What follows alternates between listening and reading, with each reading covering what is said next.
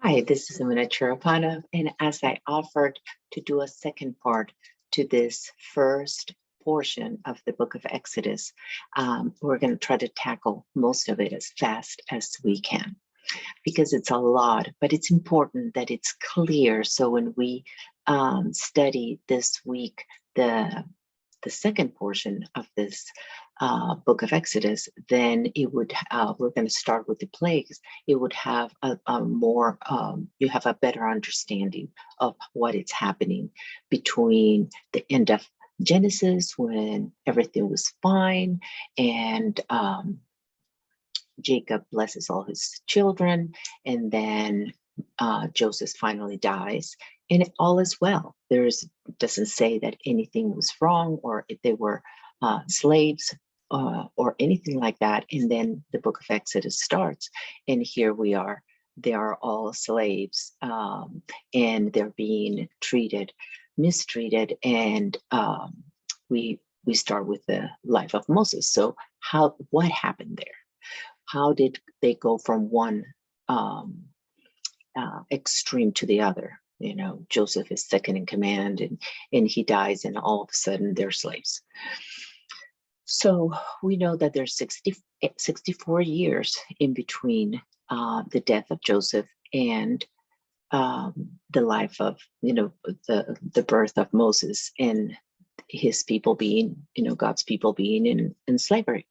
So we read this, and it says, all the people who descended from Jacob were 70 people, but Joseph was already in Egypt, and Joseph died, and all his brothers, and all that generation. But the sons of Israel were fruitful and increased greatly and multiplied and became exceedingly mighty, so that the land was filled with them. Now a new king arose over Egypt who did not know Joseph.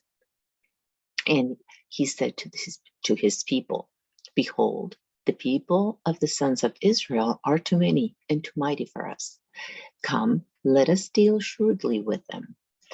Otherwise, they will multiply, and in the event of war, they will also join those who hate us and fight against us and depart from the land.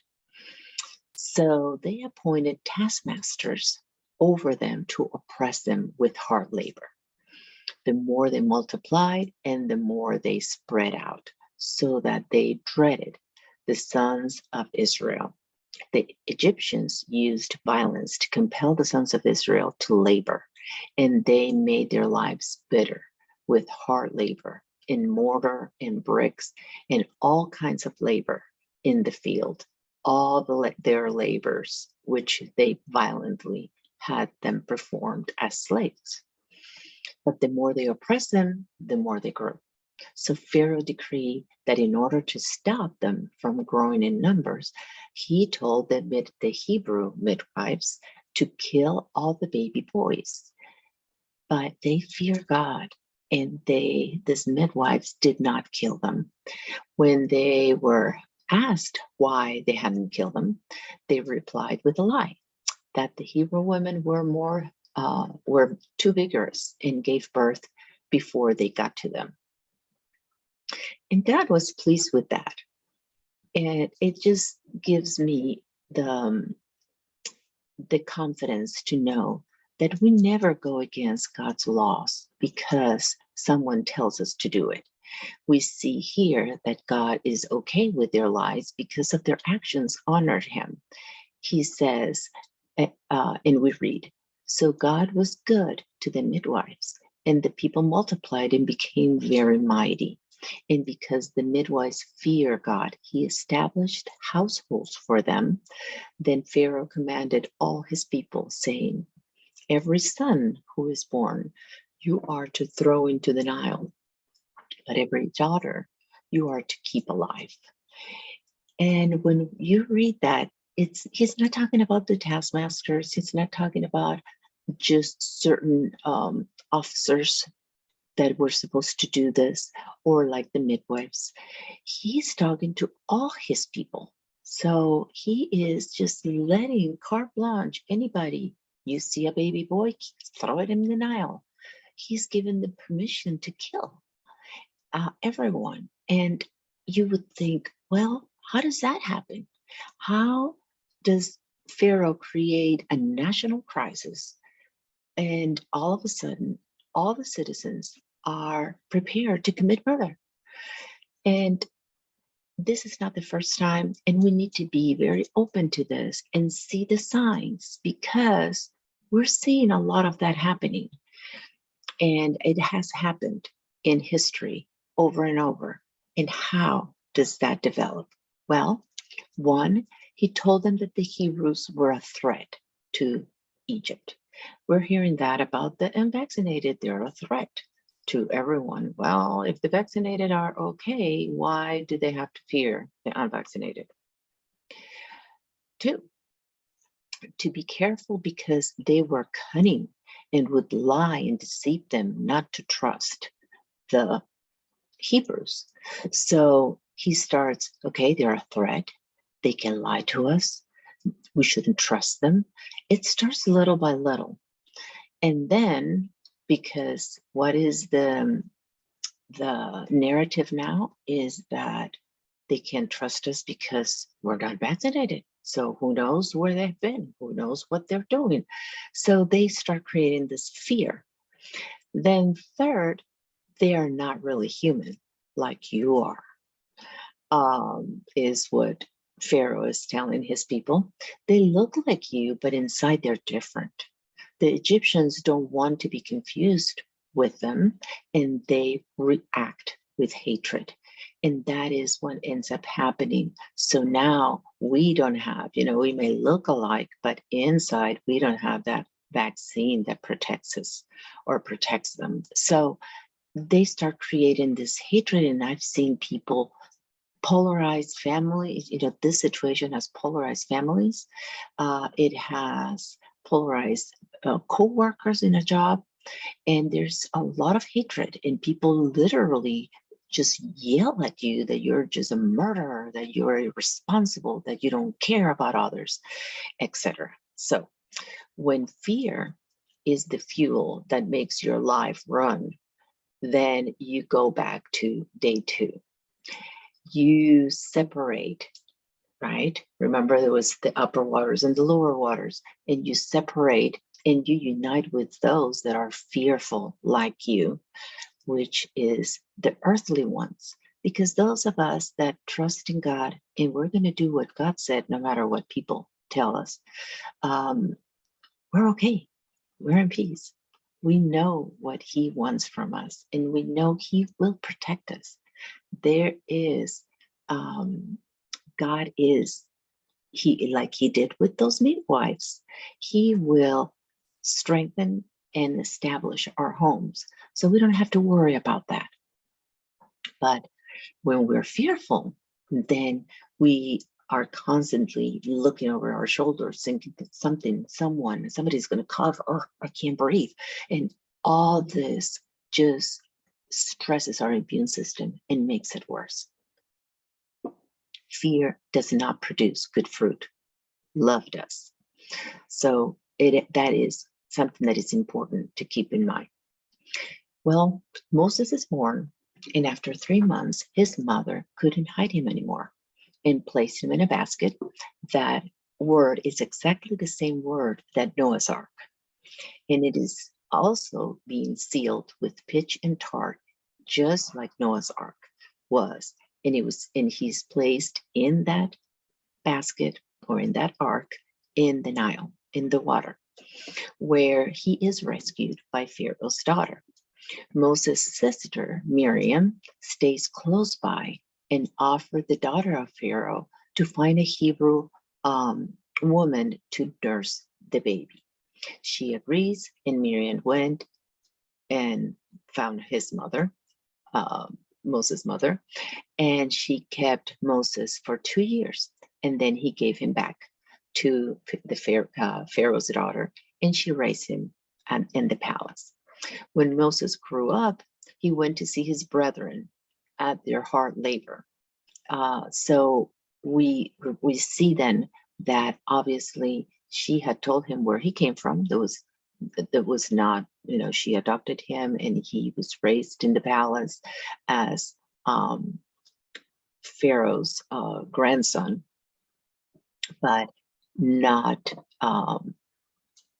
his real identity was not hidden from him. So he goes and he just wants to see what his brothers are doing. And he saw an Egyptian beating a Hebrew, and he killed the Egyptian and buried him in the sand. When Pharaoh heard about it, he wanted to kill Moses. So Moses fled to Midian. And when he got there by a well, he was helping some shepherdesses fight off the shepherds at the well, that they were not allowing them to water their sheep. And when Zipporah were this shepherdess, one of them, their Jethro's daughters get home faster than they normally would. He asked him, how did you get home so fast? And he says, well, there was a man that helped us. He helped us get into the well, and he even helped us water our sheep. So Jethro asks them to get Moses and bring him, and he thanked them, and he gave Moses Zipporah, one of his daughters, as his wife, and they had 2 sons. Now, one day Moses is taking care of Jethro's sheep, and he sees he's at Mount Horeb, or it's called also the mountain of God, and an angel appears to him in the fire from the middle of the bush. So there is a bush, and some translations say that it was a blackberry bush. So there is a bush, and there is fire in the middle of the bush, but the fire is not consuming the bush. And when we see this, the first mention of this mountain of God, or Mount Horeb, and a bush is right here in this portion. And that word is sene, for bush. It only appears 6 times. 5 of them are in this portion. And then one more time, it refers to it as the one that dwells in the bush, meaning God.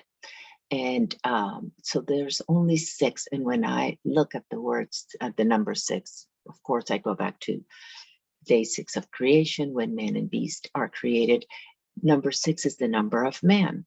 So we see that in scriptures that also man is referred to as a man, as trees, that we are like trees. So here is a bush, 6 times appears as the number of man. So I'm thinking of that bush being like a man. And there is fire in the midst of that bush, but it's not consuming the bush. So, of course, what comes to my mind besides that, as I thinking of all these things, because that's the best way to study scripture. Just don't read it and just move on. Think about it. Say it out loud. Where have I heard that? Where have I read that? So Shadrach and Abednego comes to mind when they are thrown into the furnace. And it says there that the fire only consumed the rope that they were tied in. They were bound when they were thrown into the furnace, but that fire only consumed that was hurting them, that was constricting them. And if you remember, we talked about what the meaning of the word Egypt means limitation, means constriction. So there is something that the fire of God will burn those things away from us, but he won't consume us. That tree didn't burn down. So I think of that, how he deals with us, or with Isaiah, when the coal from the altar touched his lips, he didn't burn his mouth. He didn't even burn his tongue or his lips. He burned away the sin that was in his mouth. He says, woe is me, I'm a man of unclean lips. So God does that. And then what happens? We see right after that God is saying, who will go for us? Who will go and give and take the message to the people? And he immediately says, send me, Lord. Here I am. So we know that obviously he was not only not burned, but he was not even in any type of pain. So with that, when you think about that, think about, that the all-consuming fire, when his breath is in us, it's there to guide us to and lead us to all truth, right? To comfort us. We've read all those scriptures, and to cleanse us from all unrighteousness. So he has placed a fire that sometimes he turns it up, and we can see that manifestation in our lives. Things start happening, and we see how he burns away things and brings things to the surface when he purifies that silver. That's another metaphor of who we are. So going back to this, we have the principle is that we all need to have a personal encounter with God. So Moses at this point knows that he is from a Hebrew family, that somebody he does, I don't know if he knows that it was his mother who took care of him, or at least it's not told up to this point. And so all we know is that a family took care of him, and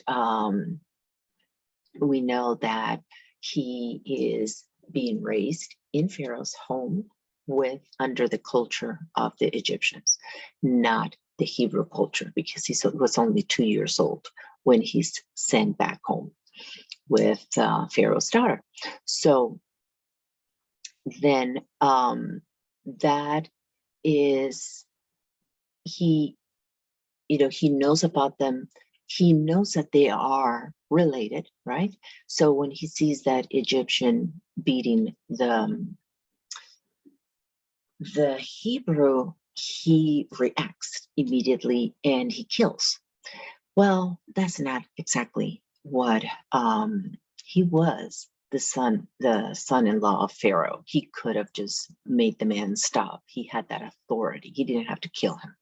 So there's a lot of things that we do in our own strength when we have no fear of God and no real understanding of who God is, because he created every person in this world in his image.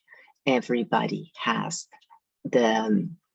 we deserves respect and dignity in the way he's being treated. So there is no reason that we have carte blanche like he did with all the Egyptians, and said, when you find a baby boy, throw him in the Nile. Could you imagine that? That's just grab a baby, because babies are not walking down the street. They are in somebody's arms. So you are grabbing a baby out of a mother's arms to throw him in the Nile, just alive, throw him in the water. I can't even imagine what that was like. But that's what any of us would do without the fear of God. But he meets God for the first time, and he actually, gets curious about this bush and gets closer, and God stops him. So he hears God's voice that says, stop and take off your sandals. The place where you're standing is holy ground. So he's letting him know, you are about to get close to the God of the universe. So just hold on and wait so that you can approach me without any fear, because immediately it says that Moses covered his eyes. He didn't want to see. He feared God. And that's not what God wants from us. He doesn't want us to fear him. He wants us to revere him, to respect him, but not to fear him like we would fear man that wants to come and hurt us, or an animal that wants to eat us. So it says, so Moses said, I must turn aside and see this marvelous sight, why the bush is not burning up. When the Lord saw that he turned aside to look, God called him from the midst of the bush and said, Moses, Moses. And he said, here I am. Then he said, do not come near here. Remove your sandals from your feet, for the place on which you are standing is holy ground. And he said, I am the God of your father, the God of Abraham, the God of Isaac, the God of Jacob. Then Moses hid his face, for he was afraid to look at God. And the Lord said, I have certainly seen the oppression of my people who are in Egypt. I have heard their cry because of their taskmasters, for I am aware of their suffering. So I have come down to rescue them from the power of the Egyptians, and to bring them back up from the land to a good and spacious land, to a land flowing with milk and honey. So our Father calls Moses to get his people out of Egypt, and he gives them 5 important things that we need to remember. 1, our Father sees our oppression. He said, I have seen their oppression. Our Father hears our cry, our outcry when we cry out to him. He heard them. 3rd, he is aware of his suffering and our sufferings. It's not like, well, God didn't know that I was suffering. That's probably why he didn't do anything. No, he does know. And even though it may seem to us cruel, or why is God doing this, or what's happening, we have to remember he has a plan, and there is a reason for everything that he does. So, and he can heal, he can restore. So there is, even though we may go through hard things, when there is a purpose, he will bring healing, he will bring restoration. We just have to wait on him, and he will show.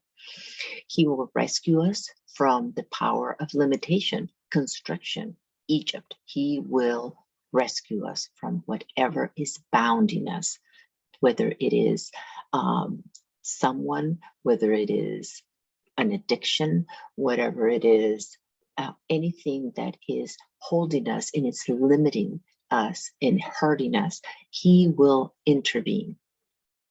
He will bring us to his promised land, to a spacious place where we won't be constricted anymore. And it says where milk and honey, there is provision for us where he has us. So it is important that we wait, and then we would ask ourselves, but why? Why does he allow this?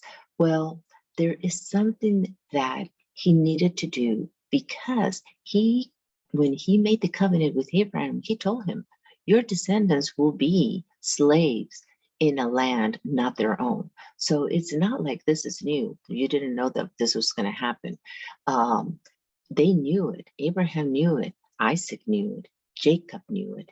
Joseph knew it. But they didn't know what generation that was going to happen, or when. He even told them for how long. He said they would be slaves for 430 years. So they know that it's going to be a long time. And there will be many generations will be within that oppression and that slavery.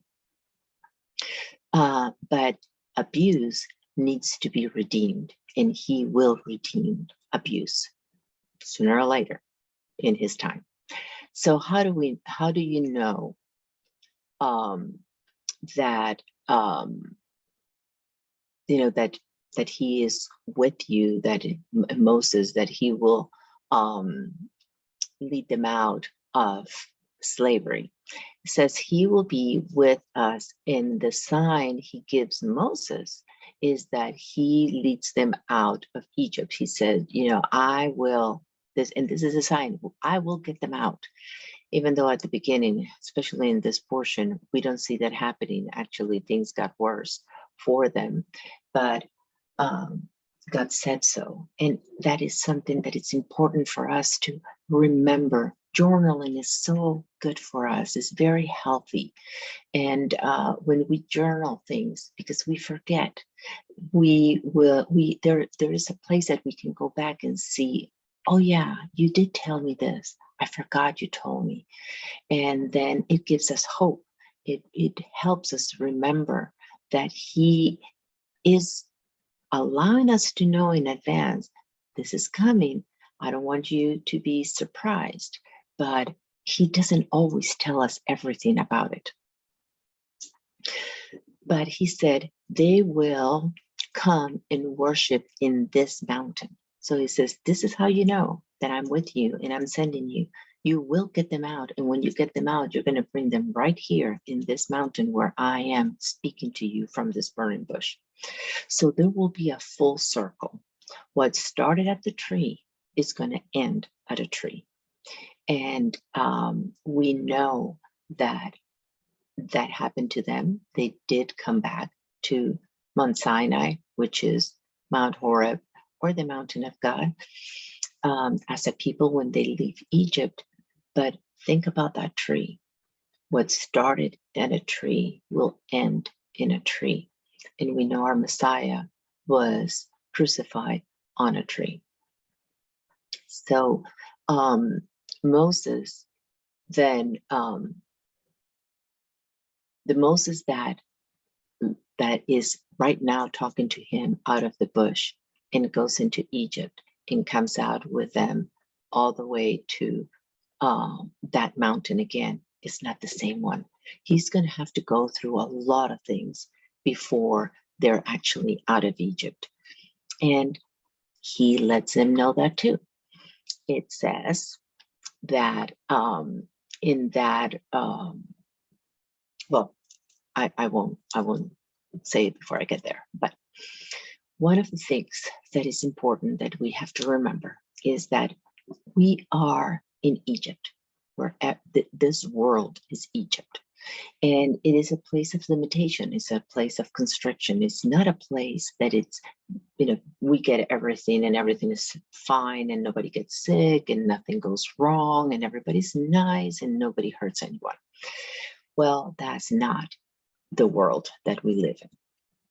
So, but when he takes us out of, and it's not if, he will take us out of Egypt. And it's not going to be the same for everyone. He has a plan for everyone.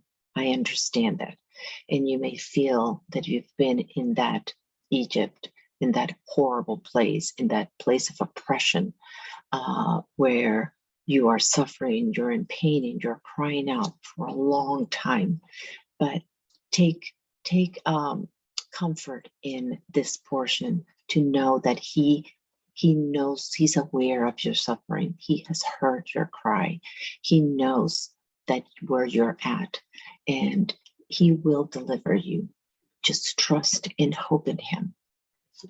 So we see that this is cyclical. We a lot of times we come out of a place like that and we literally look back, even though while we were in it we thought we were not going to make it. I'm dying obviously on this one. This is more than I can handle. Nonetheless, we do see relief and we see freedom at the end of a time, and we look back and we even say, because I've said it, thank God I wouldn't change a thing that ever happened to me, because that brought me closer to him. That brought me to the place where I'm at. That helped me learn the things that I've learned. So there is a purpose, and we do look back, and those things are no longer having that the pain and and the limitations that brought for a period of time have been now open. That door is closed and a new one opens, and we get to a place where it's bigger, and we're free and we can breathe. We may get into another place of constriction, but we have seen in our lives, no matter how little, we have seen that, how we've had reprieved in different places at different times. So he makes this cyclical. We see that after day 7, it says that Yeshua is the door, right? We can go in and out and find green pasture.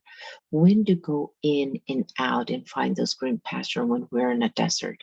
That's those Shabbats. Those are the day that he has set apart for us to rest, to come and find green pastures, to eat his word, to drink his living water, and to sit at his feet and be able to learn and get perspective and encouragement. And being with one another, we encourage one another, we help one another, we get focused, we read his word, and we remember things that we have forgotten and say, okay, I can do this. And then comes day 8, which is the first day of that week, the following week, and we start all over again. We go back into Egypt, but it's okay. There is a day of rest. There is a day of that I will be replenished, that I can go and my wounds can be healed when I come before him and I ask him for his healing power to heal me. And so we see that there was a need for that day that he created. It wasn't just, oh, it's the weekend, good, I don't have to go to work. Or it may not be Shabbat. You may have another day of the week that is that is your day off, and then whatever that day is. But what do we end up doing? We end up doing all the things that we cannot do during the week on that day, and we really don't rest. So then we get upset when we are when we get sick, when our immune system was not created to work endlessly. He gave us a day of rest because he knows we need it. Please take it.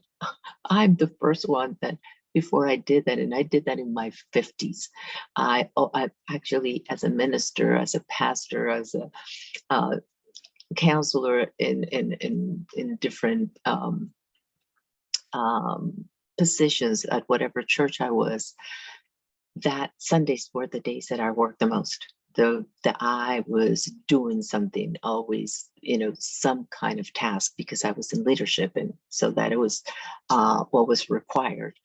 And that's why ministers have a day off after Sunday. But that's not the way he wanted us to spend his day of rest. So when we do things our way, we always get the short end of the stick. So let's go back here. We all have a calling, and there is a situation that our Father has seen, and he is aware of our suffering, and he will rescue us. The abuse will be redeemed. Our Father is just. He will prepare us to be that vehicle that will rescue, that will be the message that could deliver that to others that are in need. Remember what he said to Peter. Peter, he said, Simon, Satan has requested to sift you like wheat.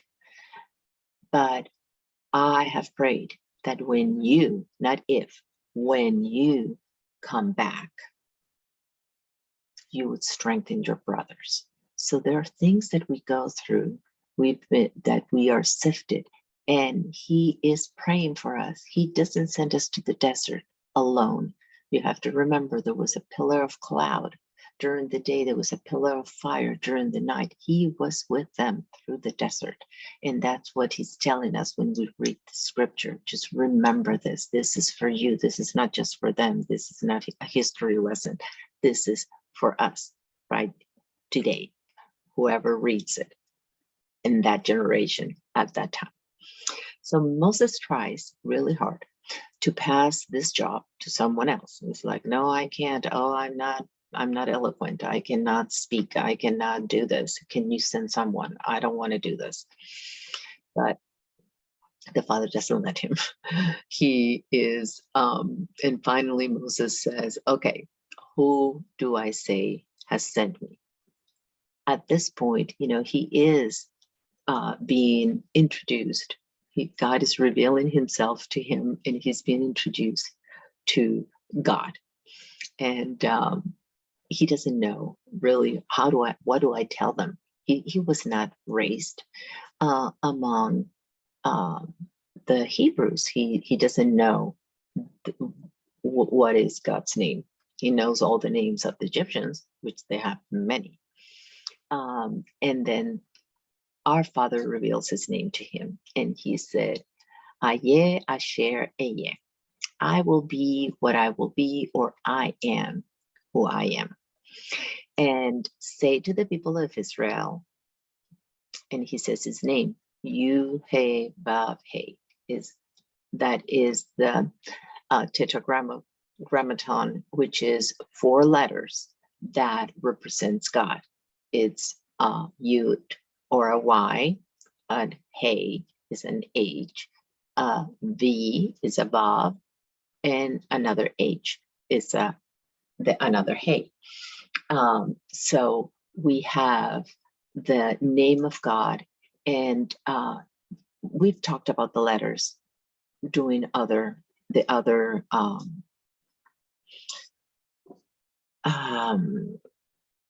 portions before, and the Yud was the 10th letter, and the Yud is a hand. It's actually a fist. It represents a hand, it represents a fist, it represents work, because you use your hands to work. Hey is the 5th letter of the alphabet, and represents breath, represents air, the spirit. Vav is the 6th letter, and it is a connector. It is a hook. It is the image of a man and a beast of day 6. Then you have, and then it repeats the Hey again. So it's Yud, Hey, Vav, Hey. The Yud also represents the right hand of power, which is Yeshua. He is the Son of God. He is the right hand of power. He is the right hand of the Father. Hey also represents the Holy Spirit. And Vav is a connection. It is like a hook that holds, like if you had a curtain, and every hook holds that curtain to that rod. And it means also relationships. So Yeshua is the living word of the Father, in his spirit is the one that restores, that reconciles, that brings us back to the Father. Then you have the word Yeshua lives to intercede for us, as we read in Hebrews 7:27. And he says, that is my name, and that is going to be my name from generation to generation. Those 4 consonants are not usually written with vowels for us to even know how to pronounce it in a lot of manuscripts. But they have found, I think I have a friend that works with this group that are constantly trying to find every manuscript that they have come across to see how is it written, those that do have the vowel points. And I know some people call him Yahweh.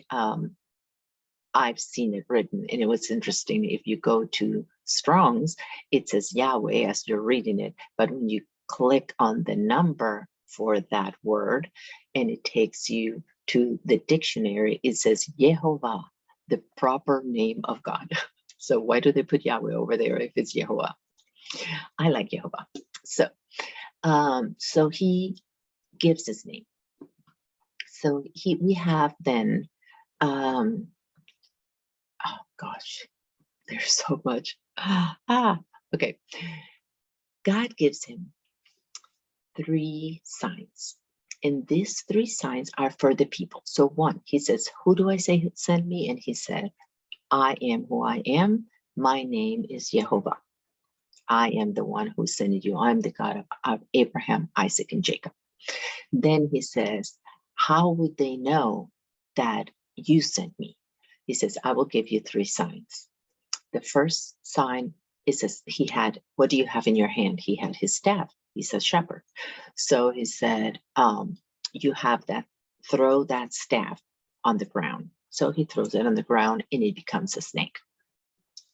So that is the visual that Pharaoh has given the Egyptians about the Hebrews. That verb, sharatz, is like a swarm.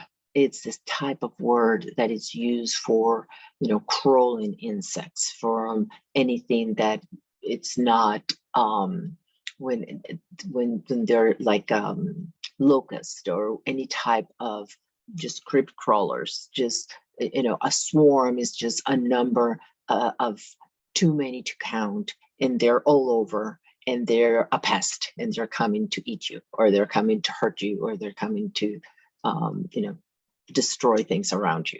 So he gives them that, he gives that visual, and visuals are very, very powerful. So he's telling them, to the Pharaoh's telling the Egyptians, they're like snakes. They're just like creepy crawlers. And when you give that visual, people coil at it, just thinking about it. So the word for that staff, though, is also the same word for staff, is the word for tribe. And God is saying, it doesn't matter what they said you are. It doesn't matter what they think you are. That is not who you are. You are a tribe. You are that staff in your hand. You are my tribe. That you're not a creeper crawler. The truth is that you are my tribe, and what they're saying is a lie. So that snake represents lies, right? We know it from the beginning how the snake lied to Adam and Eve. So he's saying, okay, this is a sign. These signs were for the Hebrews. The signs are used with Pharaoh, but when he asked for the signs were for the Hebrews. Okay, so keep that in mind. The second one, he said, put your hand inside your cloak. And then when he brings it out, it's white. It's white like dead. And the sarat is what is usually translated as leprosy, but it's not Hansen's disease. It's not really the leprosy that we know. It is a spiritual death, so to speak. It's like your skin looks white, like you're dead, but you're really not dead. So when you think about it, what happened? What was the lie that Pharaoh wanted the midwives to tell the Hebrew women? Was that their baby was born dead, which the baby would have not been born dead. It would have been born alive, but they were supposed to kill the baby. So they're giving them a lie in saying this baby that is dead was born like that. So that is something that, he could have given so many signs, but he is not trying. What he's doing is speaking to the hearts of the Hebrews, that they know that he has hurt them, that he knows their suffering, he knows the lies, he's aware of them. So keep that in mind too. So then we have the last one, and by the way, that death, that hand that is white like dead, they're they're alive, but they're dead, is actually the last plague is when the firstborn dies. And that is not under the blood in a Hebrew home. Because there were not just the Hebrews, the ones that stayed in the home and did all that. There were many that joined them in that when that's actually the last plague, and they see everything that God has done, and Egypt is destroyed. So they realize who the real God is. Okay. Then the other one is he tells him to drop water on the ground and it becomes blood. So and that actually becomes the first plague that we'll see this week. But when you think about it, for somebody that has been, their baby has been taken and thrown into the Nile, and then there is nothing, there is no body and there is no witnesses, because the ones that actually did it are going to say, I didn't do it, or I did what you asked me to do. One way or another, there is no resolution for that poor mother that her son has been taken from her and killed so horribly. So that water becoming blood and will speak to them, not just the women. It will speak to those fathers also, that God sees that water may look like normal, clean water, but the blood that has been spilled in them is crying out to God, and God has heard it. God has seen it. So when he goes and takes that information, does those signs, and he does it to the leaders of the Hebrews, they all believe. They all immediately realize, yes, this is God has seen us. God has understood our suffering, and he will deliver us. And the great I am is going to take us out of here. So then we see that the message to Pharaoh, it says, then you shall say to Pharaoh. So that's the message. That's this 3 signs for the Hebrews. Now to Pharaoh. This is the message you're going to give now, Pharaoh. This is what the Lord says. Israel is my son, my firstborn. So I say to you, let my son go, so that he may serve me. But you have refused to let him go. Behold, I am going to kill your son, your firstborn. Our father tells actually Pharaoh from the beginning. It's not like, oh, they got to the end, the 10th plague, they don't know which one it is. They don't know. No. He's telling him, if you don't let my firstborn go, I'm going to kill your firstborn. So if you would have feared God and know that if he says he's going to do it, he's going to do it, you would have said, okay, no, let them go. I'll let them go. They can go and do as you say. And he says that he wants the firstborn Israel to go and worship him 3 days journey. Number 3 is the number of resurrection, and or he will kill his son.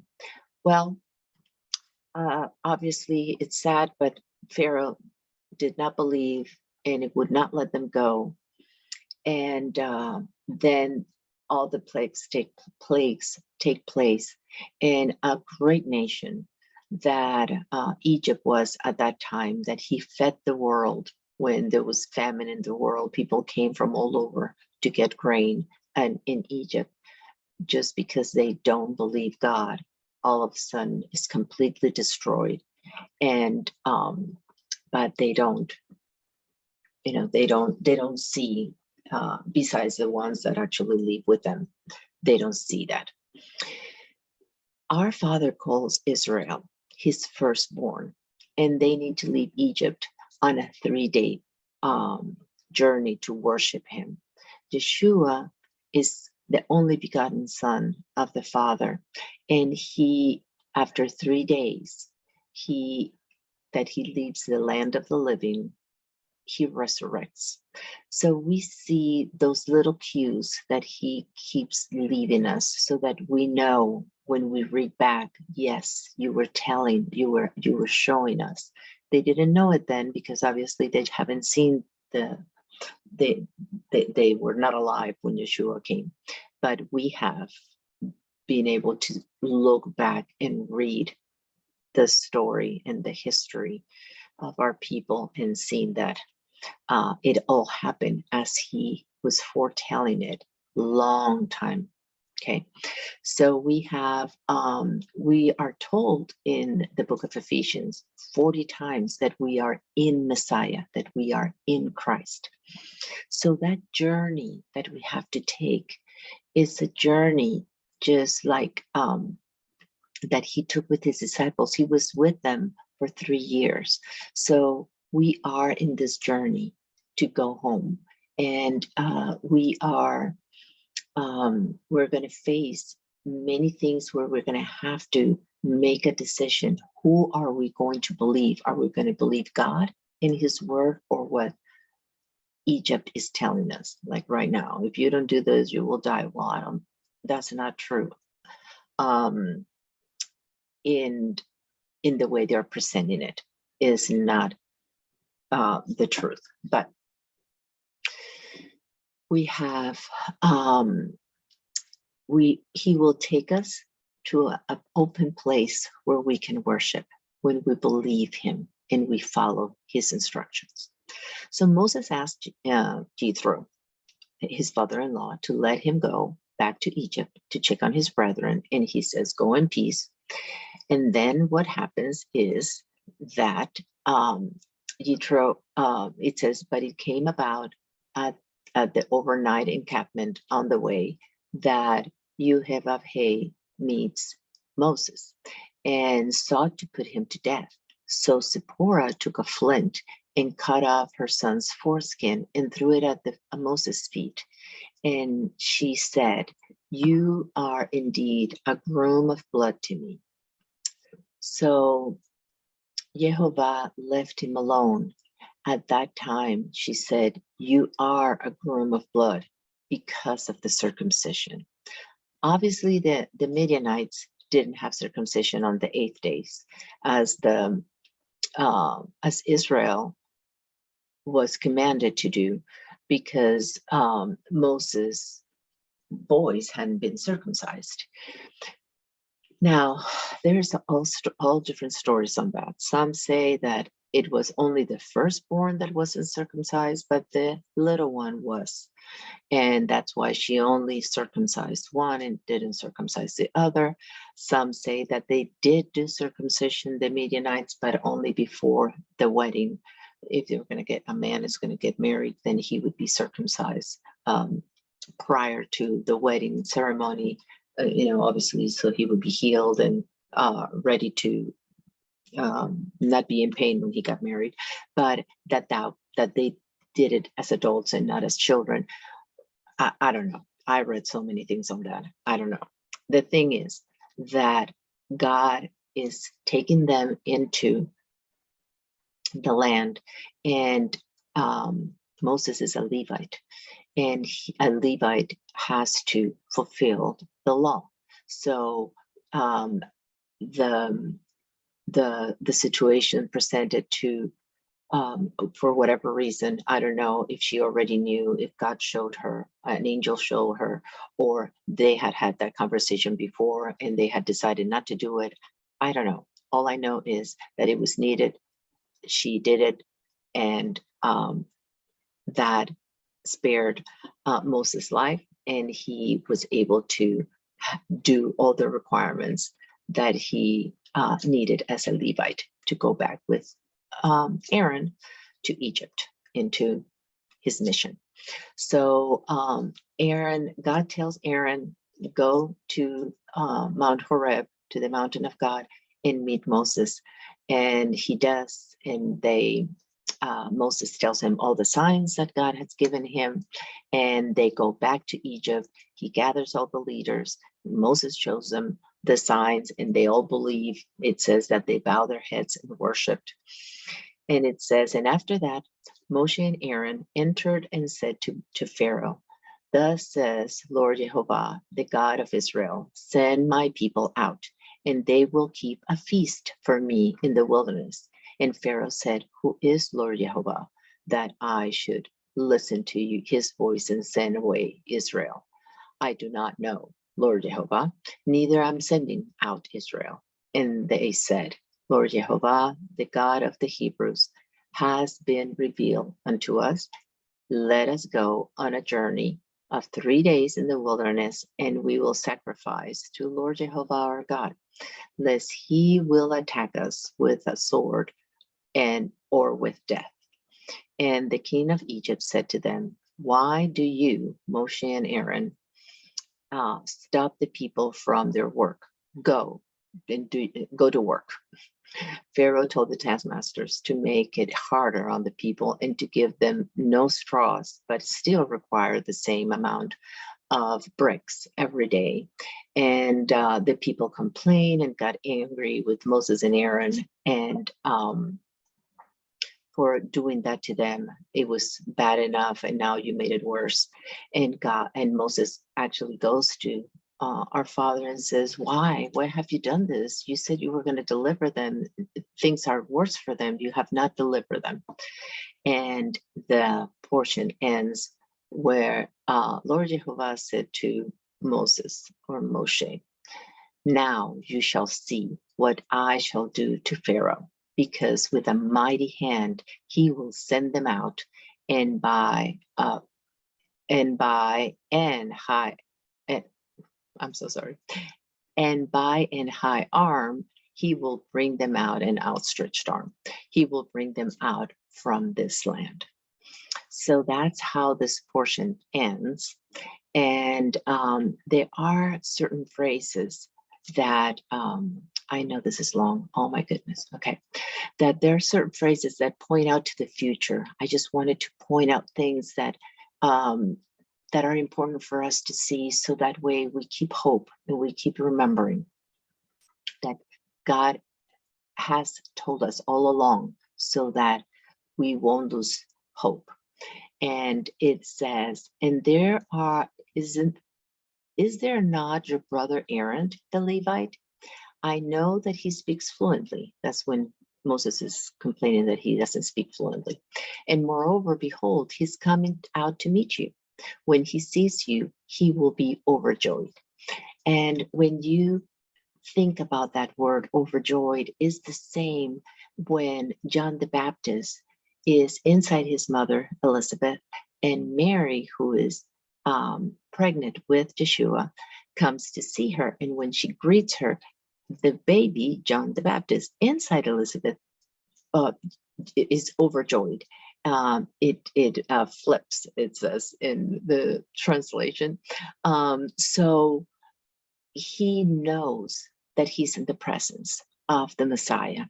And John is the older, and they're cousins. So John was born first, a few months before Yeshua. So we have here the same thing. Aaron is the one that is the older. Moses is the younger. And Aaron is going to be his mouthpiece. He's the one who's going to explain things. And John the Baptist was the one that prepared the way of the Lord in the desert. So those are things that we can look back and see and understand. Yep, he was all along letting us know what was going to happen. And that just confirms things for us. I will do this week's, and that will continue the story, and it will give us the first 7 plagues of the Exodus from Egypt. Thank you. And I'm sorry this one was so long. Oops.